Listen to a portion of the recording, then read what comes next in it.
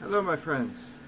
So, I wanted to be able to demonstrate, or at least provide some of my work.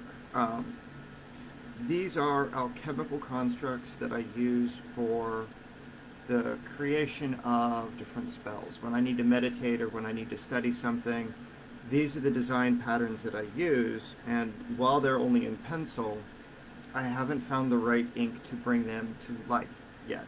So they're meditative concepts. Like this particular one represents not just the foundation of the five worlds, where you have the three states of being inside of themselves. So you have the mind and spirit, you have that which is the barrier between the inside and the outside. So these are the representations of the void space that I use in the alchemical construct of using solar and lunar and planetary magic all in one. So that's one. Here's another version of that where it takes a little bit more structured form. This and then working through the sacred numbers. So like what works to connect to the six elements using the base of five, right? And then it goes higher into the planetary energies and then moving even further out.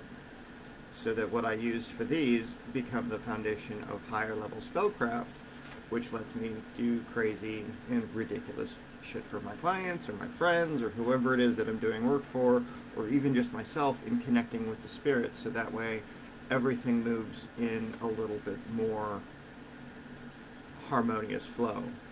Like if you're ever going to screw with the planets in time, this was the meditative thing that I did before building out the array anchors for the astrological forces. So it's a progression. Like you've got a series of work that comes through, like what you channel and how you can channel it freely.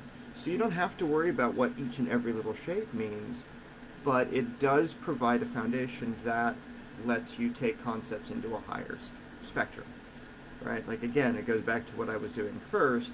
This is a refinement of that. So as I was able to figure out, okay, I want to do this, but I want to do it a little bit more concisely. I want to do it a little bit more in depth while using more controlled aspects and implementations of the void in my work to balance the separation space between this planet and that energy, or this energy and this element. So that way, using the void, it creates the boundaries within the space. And in this right here, if I can zoom in a little bit more on it, is one of the most intense works that I was able to create with friends back in the day. So this came out back around 2012, I want to say, when my friends and I started working with this concept called unity. Using this array and being able to separate out the static state and the fluid state of material and energy components, it produces the space about 5 inches above it, which is like a solid cube, right? And then into the spacing around it is where potential creation of what is not included drips off.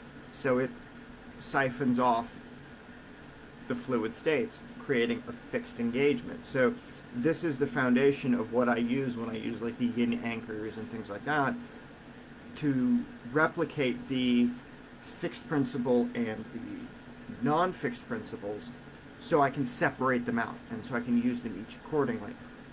So it's with being able to divide space between what's in this plane or what's in another plane to create the intermediary space. So what was and what will be, so that what becomes opens, right? And then here's a demon trap, like what was there, and then all of the different stages that are required to move into the central circle as it compresses, as it moves into form, and allowing for stable manifestation of the three worlds. So you have that which is light, that which is dark, that which is chaotic, or and then you've got the states of change that allow you to walk in between each of those three, giving you more control over a void tunnel. So that if you're going to use entity creation methods, then you have a means through which that can pull through time, so you don't have to be stuck only working in one sphere of time, only working in one aspect of application. So these are just some of the designs that I use for gate openings and things like that. So just wanted to share, and I hope you all have a fantastic afternoon. Bye for now.